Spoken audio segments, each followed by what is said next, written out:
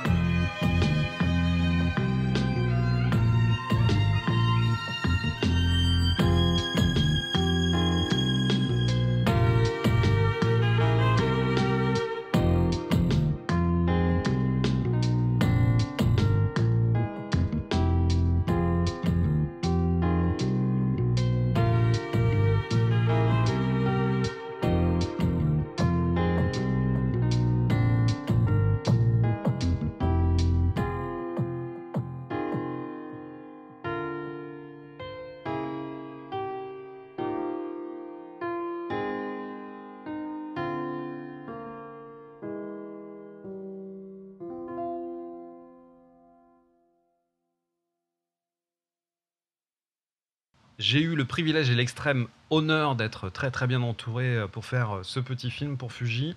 Tout d'abord, un gros remerciement à Déborah Cray, qui est une comédienne très talentueuse que je vous invite à aller voir sur scène à la Comédie Bastille dans une pièce hilarante qui s'appelle Les voisins du dessus. Merci à Ève-Marie Baudet pour sa super musique, Roderick Mégé qui a fait un mixage extraordinaire et Jules Pajot qui a fait les images que vous allez voir dans la suite de cette vidéo pour la partie Making of, BTS, Behind the Scene, comme on dit dans le jargon anglo-saxon. Alors, petit feedback d'utilisation sur ce boîtier. Qu'est-ce qui m'a plu, qu'est-ce qui m'a pas plu même si on est encore sur une version prototype, hein, j'insiste là-dessus, c'est-à-dire que la partie logicielle est absolument pas finalisée. Voilà, ce que j'ai aimé, c'est l'ergonomie photo qu'on peut utiliser pleinement dans la vidéo. On a un viseur électronique qui n'est pas tout à fait centré, qui est un petit peu sur le côté, comme vous pouvez le voir. J'aimerais vraiment qu'ils se disent qu'on abandonne totalement l'idée de faire un boîtier numérique qui ressemble à un réflexe pour pouvoir mettre le viseur dans le coin, comme ils le font sur le X Pro 2. Ça permettrait d'avoir un meilleur dégagement et d'avoir pas le nez qui tape contre l'écran. Tu vois, des fois tu transpires, tu as la peau un peu grasse, machin. Donc ça fait des traces de nez sur l'écran. Pas très malin.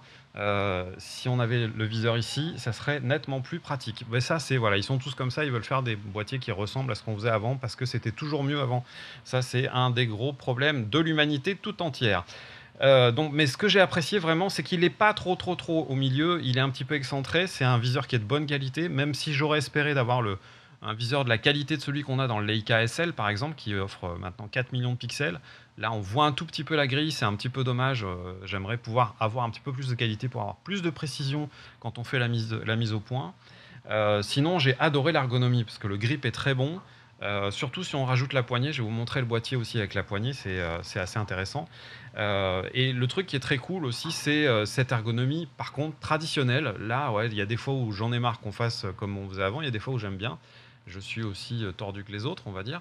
Avec un barillet ici qui est dédié à la sensibilité, on en a un autre ici qui est dédié à la vitesse, et on a quand même une molette ici à l'avant, une autre molette à l'arrière, qui nous permettent, par exemple, quand on choisit, là sur le barillet, vous voyez, il y a marqué 60e de seconde. Non, vous ne voyez pas, mais moi je vois, je vous lis, il y a marqué 60e de seconde. Quand on fait de la vidéo en 25 images par seconde, par exemple, on sait que c'est bien d'être dans une vitesse qui soit plutôt au 50e ou du moins un multiple de la fréquence d'image. Ça, c'est une règle de base, sinon ça peut provoquer des saccades. Et bien, quand on choisit 60e de seconde, on peut ajuster et descendre au 25e, au 40e, au 30e ou au 50e. Ici, on a une petite plage d'amplitude ici. Les molettes avant et les molettes derrière sont cliquables, ce qui offre encore d'autres fonctionnalités. Au niveau ergonomie, c'est très bien pensé. Et ici, on a un dernier barillet pour le correcteur d'exposition. La fonction vidéo est accessible très facilement. Que dire de plus? Le petit bouton dédié pour passer de l'autofocus au manuel, AFS, AFC, autofocus continu, autofocus one shot qui est très bien placé. Ici, on a la petite trappe pour les deux slots pour mettre les deux cartes SD. Ça, c'est vraiment bien. Ça manque un peu, notamment sur le GH4 ou sur l'Alpha 7. Gros bémol, l'autonomie, la batterie. C'est trop petit, c'est pas assez puissant, que ce soit en photo c'est juste et en vidéo je vous raconte pas. Voilà, le boîtier ici, quand il est comme ça, sans grip, il y a juste une prise micro. Et si vous voulez avoir la prise casque, et aussi c'est un bon moyen pour avoir plus d'autonomie, il faut rajouter le grip que j'ai ici, qui permet justement non seulement de proposer deux batteries supplémentaires, ce qui augmente complètement vraiment l'autonomie qui n'est pas géniale à la base. Mais là, du coup, on a un truc qui est utilisable plusieurs heures. J'ai pas fait de mesure exacte et vu qu'on est sur un firmware complètement en bêta, j'ai pas du tout testé. Mais le truc qui est vraiment cool aussi, c'est le fait que ici, j'ai cassé mon ongle donc ça va être difficile. On a une petite trappe qui est protégée derrière le caoutchouc qui permet d'avoir un petit jack pour la prise casque et un autre petit connecteur pour brancher une alimentation externe qui, je crois, est en 12 volts. Il faut que je vérifie, mais c'est comme ça. Et bien entendu, c'est un grip qui apporte des trucs, des fonctionnalités, une prise en main très intéressante quand on veut faire du vertical ou quand on est en photo. On a un bosselage qui est un peu plus important ici. C'est vraiment super sympa. J'insiste sur le fait que la qualité d'image, aujourd'hui, il n'y a plus de caméras qui fassent des mauvaises images. Il y en a qui sont meilleures que d'autres, qui ont plus ou moins de détails, plus ou moins de dynamique, un rendu qui est plus ou moins agréable, mais on est vraiment dans le domaine du subjectif. Un des critères hyper importants pour moi, ceux qui me le suivent l'ont compris, c'est l'ergonomie. Ici, on a un truc qui est vraiment très très chouette parce que on a une ergonomie photo, c'est-à-dire qu'on a la possibilité de travailler au viseur avec les deux points d'appui, une main sur l'objectif, une main sur le grip, et le boîtier collé contre le visage. Ça procure une vraie stabilité. Et même si on a l'impression qu'on est en train de faire des photos, pour la plupart des gens, hein, c'est encore le cas, c'est un truc qui est très agréable à utiliser aussi en vidéo. On n'est pas obligé forcément d'avoir une caméra à l'épaule pour pouvoir faire des bonnes images en vidéo. Voilà, Fujifilm X-T2. Il faut que j'enlève les stickers sur celui-là aussi. Grosse invention très intéressante. On n'est pas sur un système articulé comme on a pu l'avoir sur le GH4. On est sur un truc qui est orientable comme ça verticalement. Mais ils ont fait un truc qui est très malin. On clipse le petit bidule ici. Et on peut aussi avoir... Non, c'est pas ce petit bidule ici, c'est ce petit bidule ici. On a aussi une orientation, pardon, qui est ici sur le côté. Donc c'est pas aussi pratique que celui du GH4 par exemple. Mais c'est vraiment très intéressant. Qu'est-ce que je peux vous dire? Le petit système de mini joystick qui est ici à l'arrière qui va permettre de choisir son collimateur. Au niveau de l'autofocus, tout n'est pas entièrement finalisé dans le firmware. Sur la vidéo, pour l'instant, c'est pas encore génial, mais c'est pas mal, c'est pas mal. On est dans le niveau de ce qui se fait actuellement. On n'est pas au niveau de ce que fait Canon, qui fait des choses très intéressantes pour la vidéo. Mais c'est pas mal, c'est pas mal. En photo, c'est plutôt très bon. En vidéo, ça mérite de progresser. Donc voilà, très bonne ergonomie. Et alors le truc qui est super cool que Fuji a implémenté sur ce boîtier, c'est la simulation de films, donc les films Fuji. Et pour le film que vous venez de voir, justement, j'ai travaillé avec la simulation noir et blanc Acros. Alors on va voir tout de suite quelques images du BTS réalisé par monsieur Jules Pajot.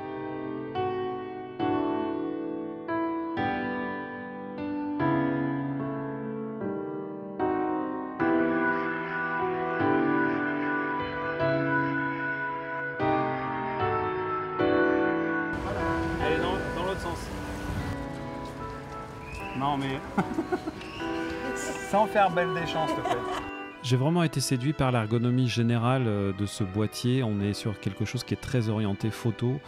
Les commandes tombent naturellement sous les doigts. C'est un vrai bonheur à utiliser. J'aime beaucoup travailler avec un équipement léger. Et là, l'idée de pouvoir partir dans les rues de Paris juste avec un boîtier, quelques objectifs et un monopode, ça a vraiment été super.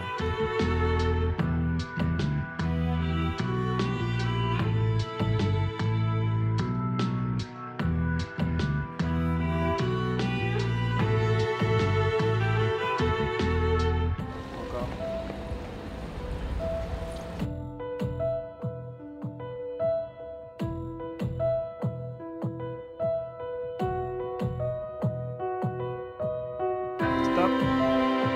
Cool.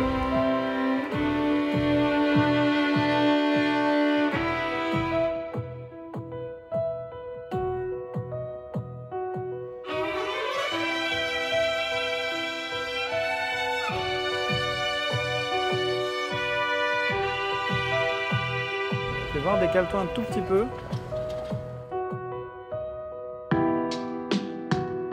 Déborah s'est vraiment prêtée au jeu, on s'est énormément amusé et moi j'ai vraiment pris du plaisir à utiliser ce boîtier. Alors sur ces séquences en mouvement au Sacré-Cœur et un petit peu plus tard dans le film à la Tour Eiffel, j'ai utilisé le Letus Helix qui est vraiment le stabilisateur que je préfère. On voit aussi sur ces images, j'ai utilisé des flex light de chez Aladin, les Biflex, ainsi qu'un petit peu de lumière additionnelle avec le système SL Mini de chez DMG Lumière.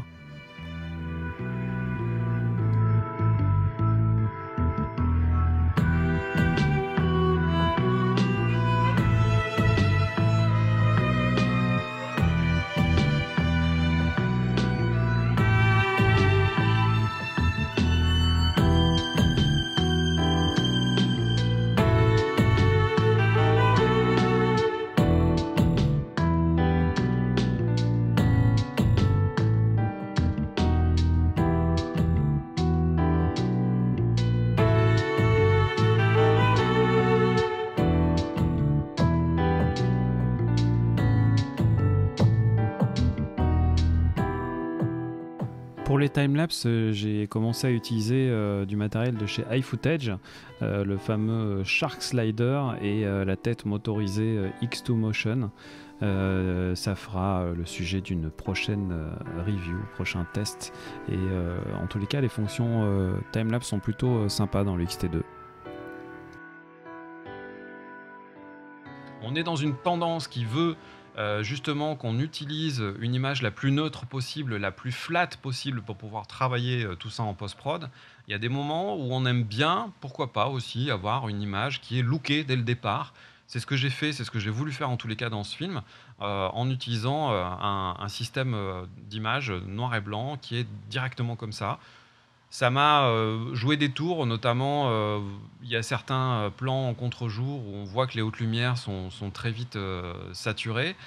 Mais j'aime bien l'esthétique globale et j'aime bien l'idée d'avoir une vidéo qu'on peut exploiter directement sans passer par une phase d'étalonnage qui soit très très longue. Là, j'ai juste recalibré un petit peu mes niveaux. J'ai pas fait de masque, c'est juste un étalonnage. J'ai pas fait de secondaire, uniquement de l'étalonnage sur les primaires. Voilà, en tous les cas, moi j'ai pris beaucoup de plaisir à utiliser ce boîtier. J'ai plus fait de la vidéo sur ces derniers temps avec et je vais faire de plus en plus de photos. J'ai pas mal d'objectifs, il y a une belle gamme d'objectifs qui existe chez Fuji. J'ai toujours été très attiré depuis la sortie du X100. Mais voilà, les fonctionnalités vidéo me freinaient un petit peu.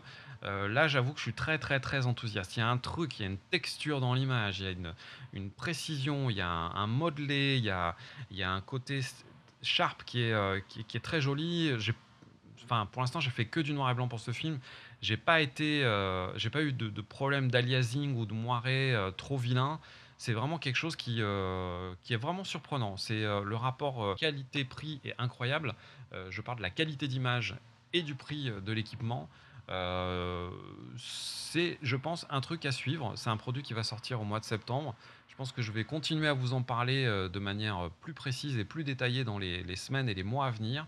Ça s'appelle donc le Fuji X-T2 et c'est bientôt dans toutes les crèmeries à partir du mois de septembre. À bientôt les geeks lumineux pour plus de reviews, plus de choses et plus de bidules où on parle des machins et des choses chouettes. N'oubliez pas, abonnez-vous à la chaîne YouTube. J'ai besoin qu'on soit plein, sinon j'ai juste l'air pas crédible. Vous êtes tous super adorables, mais il faut qu'on soit plein parce que sinon je sers à rien. Remarque peut-être que je sers à rien. Je sais pas.